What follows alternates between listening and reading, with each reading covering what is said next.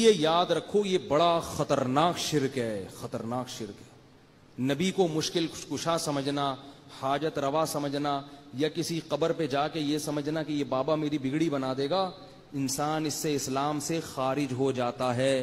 اور اللہ نے قرآن میں جگہ جگہ فرما دیا ہے کہ مشرک کی پر جنت میں نے حرام کر دی ہے۔ اگر مشرک کے لیے اللہ کے دل میں کوئی نرمی کا گوشہ ہوتا تو اللہ سب سے پہلے محمد صلی اللہ علیہ وسلم کے چچا ابو طالب کو جنت میں بھیجتے، اور ابراہیم علیہ السلام کے والد آزر کو اللہ جنت میں بھیجتے۔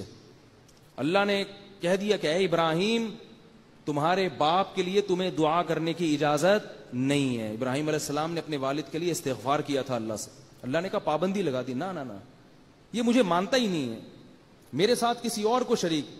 یہ نہیں ہوتا کہ اللہ کی نفی کر رہے ہیں، نہ نہ، اللہ کو بھی مانتے ہیں لیکن ساتھ ساتھ دوسروں کو بھی۔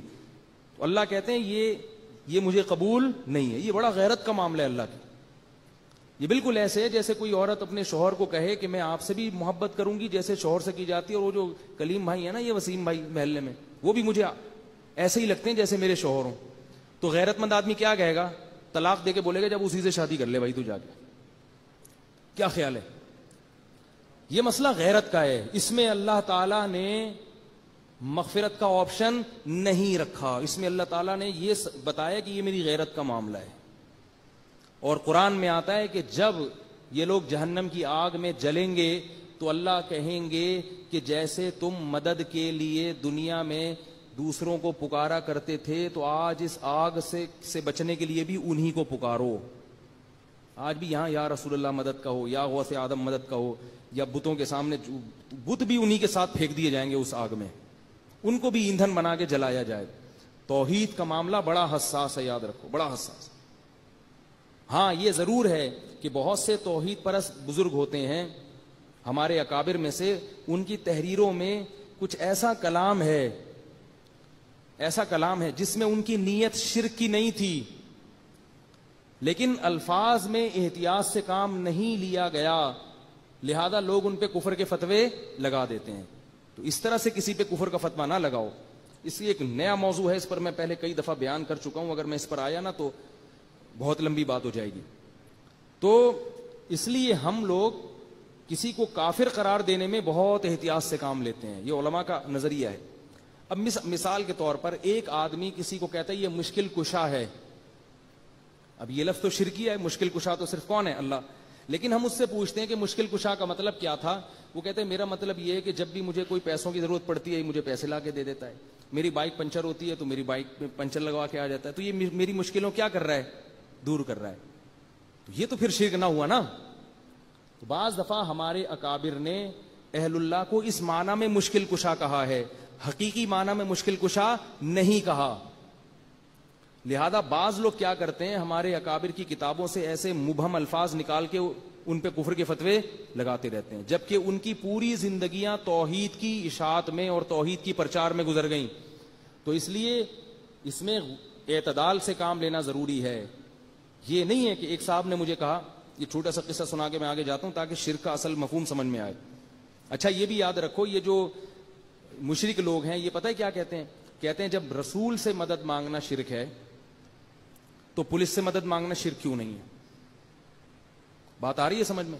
کہہ رہے ہیں جب تم ہیلپ لائن پہ فون کرتے ہو، ہیلپ کا مطلب تو مدد ہے نا، پولیس سے مدد مانگتے ہو، بیمار ہو جاتے ہو تو ڈاکٹر سے مدد مانگتے ہو، تو اگر ہم نے رسول سے مدد مانگ لی اس کو تم شرک کہتے ہو۔ تو یاد رکھو دونوں قسم کی مدد میں فرق ہے، سنیں خوب اچھی طرح سے۔ تو ہم قرآن پڑھ رہے ہیں نا تو توحید تو سمجھ میں آئے۔ سب سے پہلے توحید ہے کیا؟ ایک مدد وہ ہوتی ہے جو ما فوق الاسباب ہوتی ہے، جس کی کوئی سائنٹیفک لاجک نہیں ہوتی، اور ایک مدد وہ ہوتی ہے کہ آپ جس سے مدد مانگ رہے ہیں آپ کو پتا ہے وہ اسباب اختیار کرے گا، وہ جو میرا کام کرے گا اس کی کوئی لاجک ہوگی۔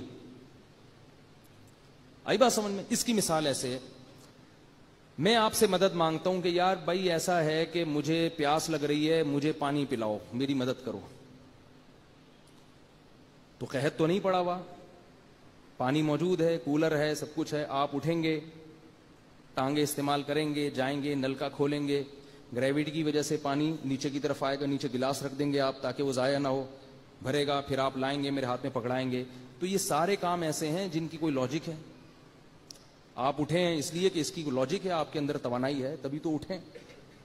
کیا خیال ہے؟ لیکن یہی معاملہ ایسے ہو گیا کہ صحرا میں ہے اور پانی کا نام و نشان ختم. نہیں آ رہی بات سمجھ میں؟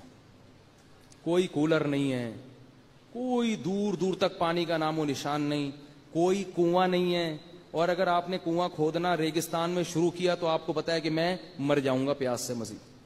کوئی نام و نشان نہیں ہے. اب آپ آ کے اپنے دوست سے کہتے ہیں کہ یار میں تم سے مدد مانگتا ہوں کہ تم مجھے پانی پلاؤ. اب اس کے دو مطلب ہوں گے. ایک مطلب تو یہ کہ تم نے کہیں چھپا کے رکھا ہوا ہے بیٹا, یا تمہارے پاس موبائل فون ہے, تم فون کر کے منگواؤ. اگر یہ مطلب ہے پھر تو ٹھیک ہے, چھپایا پانی ہے تو پلا دو. اور اگر یہ مطلب نہیں ہے تو پھر اس کا مطلب کیا ہے؟ غیب سے سامان پیدا کرو بس. نہیں آ رہی بات؟ کچھ بھی نہیں ہے, بس چھو منتر کرو پانی آ جائے. یہ کام کس کا ہے بھائی؟ اللہ کا کام ہے. جادوگر جو چھو منتر کرتا ہے نا, وہ نظر کا دھوکا ہوتا ہے. یا تو پانی چھپا کے رکھا ہوا تو پھر لا کے دیتا ہے, وہ چھپائی ورنہ پانی نہیں ہو اور پیدا ہو جائے, یا تو کوئی سائنسدان ہائیڈروجن اور آکسیجن کو ملا کے پیدا کرے گا, وہ بھی سائنٹیفک لاجک میں آ گیا. اور اگر یہ بھی نہیں ہے تو پھر یہ کیا ہے؟ یہ وہ مدد ہے جو اسباب سے ہٹ کر ہے. یہ کام صرف کون کر سکتا ہے؟ اللہ.